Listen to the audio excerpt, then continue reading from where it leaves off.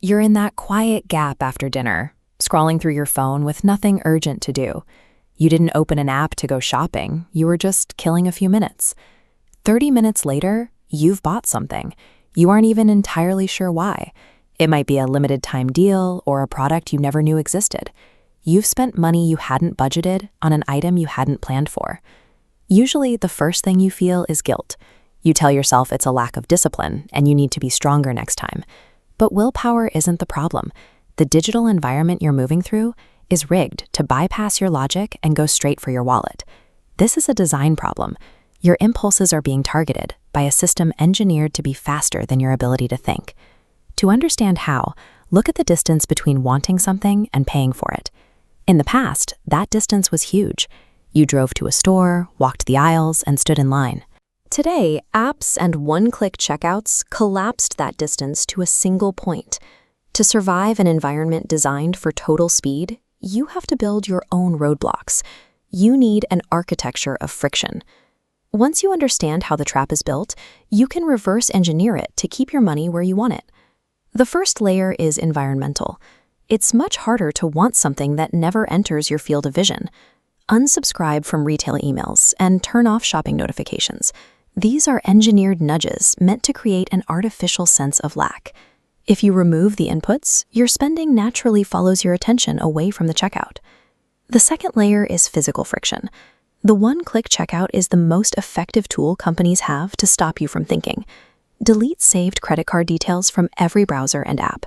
Forcing manual entry every time by typing 16 digits creates a friction zone. That minor inconvenience provides the necessary seconds for your brain to catch up and ask if you actually want the item. These physical barriers neutralize the external triggers and break the machinery of the instant buy.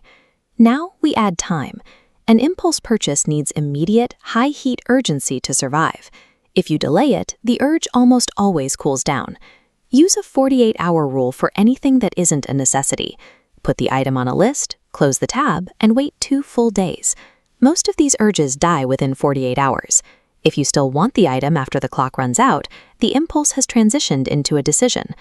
The deepest layer of friction is psychological. Impulse buying functions as a temporary relief for internal triggers like stress, boredom, or exhaustion. When the urge to spend hits, name the feeling behind it. Simply identifying "I am bored" or "I am looking for a reward" moves your brain out of autopilot and into an observant state. Give every dollar a specific job.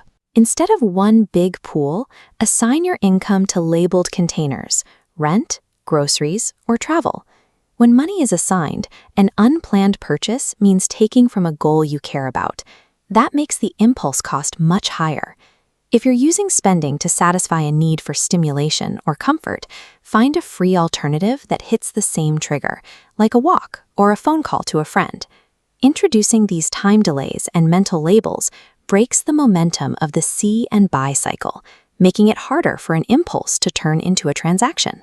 When you apply these steps, your digital world changes.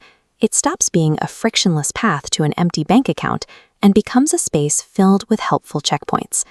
Money often disappears because the path of least resistance leads straight to the checkout. When you change that path, you change the outcome. These roadblocks act as a defense for your attention. They ensure that when you do spend, it's because you chose to, not because an algorithm nudged you at the right moment. By mastering the architecture of friction, you take back control of your spending habits and ensure your money goes exactly where you intended.